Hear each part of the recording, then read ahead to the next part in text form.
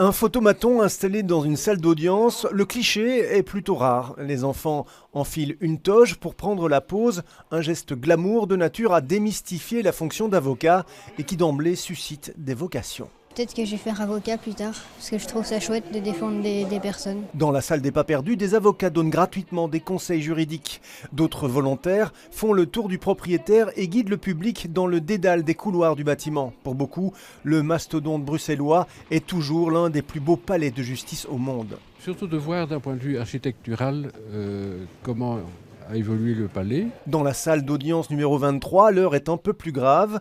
Les enfants participent à un procès fictif. Un homme a été empoisonné dans un village. Des habitants racistes ont désigné un réfugié coupable de ce meurtre. Il faut rétablir la vérité. On montre que la société démocratique a besoin d'un monde judiciaire fort avec des principes forts. C'est pour ça que je fais un petit rappel de la présomption d'innocence. Beaucoup de personnes sont influencées par la procédure anglo-saxonne comme on la voit dans les séries télévisées. Et en réalité, la procédure belge est une procédure contradictoire, respectueuse d'un certain nombre de droits de manière particulière.